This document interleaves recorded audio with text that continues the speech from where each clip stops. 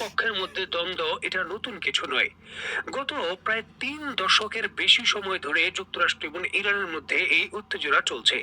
তবে বর্তমান সময়ে সেই উত্তেজনা লাল রেখা বা যে রেড লাইন রয়েছে তা পার করে গেছে। এবং ইরানে শক্তিশালী হামলা করা হবে, ইরানকে গুড়িয়ে দেওয়া হবে, ইরানের পরমাণু স্থাপনা বলতে কোনো কিছু থাকবে না, এই ধরনের নানান হুমকি যুক্তরাষ্ট্রের প্রেসিডেন্ট ডোনাল্ড ট্রাম্প বারবার দিয়েছেন। এমনকি ইরানে অন্তত পক্ষে 2বার তারা আক্রমণও করেছেন। তবে এত কিছুর পরও ইরানের যে সুপ্রিম লিডার রয়েছে তাকে সরাসরি আক্রমণ করবে বা তাকে নিবৃত করে হত্যা করে দেশের ক্ষমতার পরিবর্তন করবে, এই ধরনের কোনো কথা যুক্তরাষ্ট্রের প্রেসিডেন্ট কখনোই বলেননি। এমনকি ইসরায়েলের পক্ষ থেকে অন্তত 3 দফা আয়াতুল্লাহ খামেনির উপর সামরিক হামলা করার অনুমতি চাইলেও ডোনাল্ড ট্রাম্প সেটা আটকে দেন।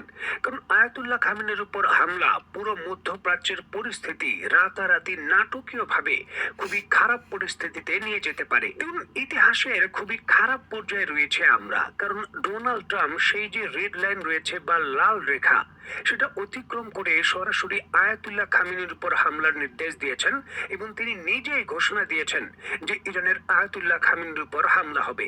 তিনি তার বক্তব্যে রিসেন্টলি পলিটিকোকে দেওয়া একটি সাক্ষাৎকারে বলেন, আয়াতুল্লাহ খামেনি একজন অসুস্থ ব্যক্তি এবং ইরানের এই আয়াতুল্লাহ খামেনির নেতৃত্বের পরিবর্তন দরকার এবং তার পরিবর্তে অন্য নেতৃত্ব দরকার। আর এটা নিশ্চিত করার জন্য ডোনাল্ড ট্রাম্প তার স্পেশাল ফোর্সকে নির্দেশ দিয়েছেন আয়াতুল্লাহ খামেনির উপর অ্যাকশন নেওয়া। আর এটা সহজ কথা নয়। দেখুন, ইরানের উপর আপনি হামলা করলেন, সামরিক হামলা হলো সীমিত পরিসরে বা পাল্টা হামলা হলো একটা ভিন্ন বিষয়। তবে ইরানের সুপ্রিম লিডারের উপর আপনি আক্রমণ করলেন এবং তাকে নিবৃত করলেন, এরপর পরিস্থিতি আর নিজের কন্ট্রোলে থাকবে না। চেন রিঅ্যাকশনের মধ্যে ইরান তার সর্বোচ্চ শক্তি এমনকি পরমাণু অস্ত্র ব্যবহার করতে বাধ্য হতে পারে, কারণ এটি চূড়ান্ত রেড লাইন বা বলতে পারেন ইরানের অস্তিত্বের জন্য সংকট। সুপ্রিম লিডারের উপর যে কোনো ধরনের আক্রমণ করার পর ইরান যদি তার পাল্টা জবাব শক্তিশালীভাবে না দিতে পারে, তাহলে সেই দেশের যে ইসলামিক শাসন ব্যবস্থা সেটা টিকবে না। এবং বিষয়টা এরকম নয় যে আয়াতুল্লাহ খামেনির মৃত্যু হলেই সকল রাজনৈতিক ব্যবস্থা বা ইসলামিক শাসন ব্যবস্থা ইরানের ভেঙে পড়বে, বিষয়টা এরকম নয়। কারণ ইরানের পুরো শাসন ব্যবস্থা জালের মতো বিভিন্ন স্তরে ভাগ ভাগ করে ছড়িয়ে রয়েছে। তবে যদি যুক্তরাষ্ট্র হামলা করে এবং তাতে আয়াতুল্লাহ খামেনি নিহত হন, তাহলে আস্থার সংকট তৈরি হবে। আর একবার যখন একটি শাসন ব্যবস্থার মধ্যে আস্থার সংকট তৈরি হয়, তাহলে মাত্র কিছুদিন পূর্বে ইরান ব্যাপী যে কথিত আন্দোলন হয়েছে, এই ধরনের জেনজি আন্দোলন যুক্তরাষ্ট্রের মদতে আরো বড় ভিত্তিতে হবে এবং তখন কিন্তু শাসন ব্যবস্থার জন্য বড় হুমকি তৈরি হবে।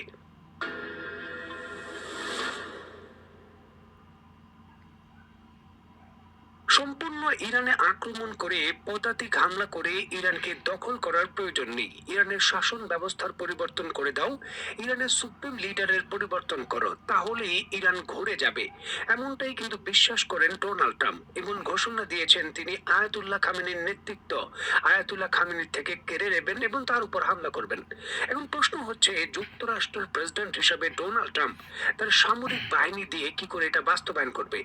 দেখুন, ভেনেজুয়েলায় যে ঘটনা ঘটেছে, তারা তাদের ডেল্টা ফোর্স দিয়ে যেভাবে প্রবেশ করে জনাব মাদুরোকে ধরে নিয়ে এসেছেন, এই ধরনের কোনো কিছু ইরানের ক্ষেত্রে করাটা একেবারে অবাস্তব। এটা কোনোভাবেই সম্ভব নয়। কারণ ইরানের স্পেশাল ফোর্স বলেন বা তাদের সামরিক বাহিনী ইরানে প্রবেশ করতে চাইলে তার উপযুক্ত জবাব পাবে। এক্ষেত্রে ঐতিহাসিকভাবে যে পন্থাটা রয়েছে, আত্মঘাতী হামলা। ভেনেজুয়েলার ক্ষেত্রে যেমনটা ঘটেছে, ভেনেজুয়েলার মাদুরের ঘনিষ্ঠ যে ব্যক্তি ছিলেন, তার ভাইস প্রেসিডেন্ট, তাকেই কিন্তু বিভিন্ন অর্থ এবং ক্ষমতার লোভ দেখিয়ে যুক্তরাষ্ট্র হাতের মুঠোয় নিয়ে এসেছে এবং তার সহযোগিতায় কিন্তু তেমন কোনো বড় যুদ্ধ ছাড়াই মাদুরের ক্ষমতার পরিবর্তন হয়। এমনটা এক্স্যাক্টলি করার পরিকল্পনা যুক্তরাষ্ট্রের, যেহেতু আয়াতুল্লাহ খামেনি রিসেন্টলি তার পরিবর্তে কে পরবর্তী সুপ্রিম লিডার হবেন বা আয়াতুল্লাহ খামেনি হবেন এই বিষয়ে ওসিয়ত করতে যাচ্ছেন যে কারা কারা এই লিস্টে চূড়ান্ত ভাবে থাকবে। যদিও ধর্মীয় নেতাদের যে সুপ্রিম কাউন্সিল কাউন্সিল রয়েছে, তারা এটা চূড়ান্তভাবে নির্ণয় করবেন। তবে যেমনটা জানা যাচ্ছে, তার ছেলে সরাসরি এই প্রতিযোগিতায় অংশগ্রহণ করতে পারবে কিনা সন্দেহ। কারণ যেহেতু ইরানের ইতিহাসে কোনো ব্যক্তি এর পূর্বেও যিনি ছিলেন রুহুল্লাহ খমেনি, ইরানের সুপ্রিম লিডার, তিনি তার পরিবারের কাউকে আয়াতুল্লাহ খামেনি বানাননি এবং সেই প্রতিযোগিতায় অংশগ্রহণ করার অনুমতিও দেননি। যেমনটা বোঝা যাচ্ছে যে বর্তমান আয়াতুল্লাহ এমনটা করবেন।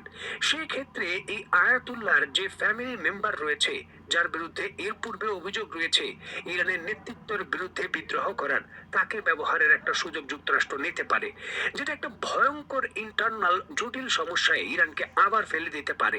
যেহেতু ইরান একটি শক্তিশালী যুক্তরাষ্ট্রের যে প্রোপাগান্ডার আন্দোলন রয়েছে, সেটা মোকাবেলা করে স্থিতিশীল পরিবেশে এসেছে।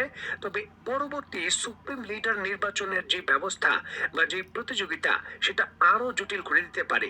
বিশেষ করে মধ্যপন্থী নেতারা সরাসরি আয়াতুল্লাহর এই রক্ষণশীল আচরণ এবং দেশের সার্বভৌমত্বকে কেন্দ্র করে যুক্তরাষ্ট্রের সঙ্গে কোনো আপোষ না করার যে পন্থা রয়েছে, তার বিরোধিতা করেন। সুতরাং এই সুযোগটা যুক্তরাষ্ট্র নিতে চাচ্ছে। দেখার বিষয় যে যুক্তরাষ্ট্র এই সুযোগটা কতটুকু নিতে পারে।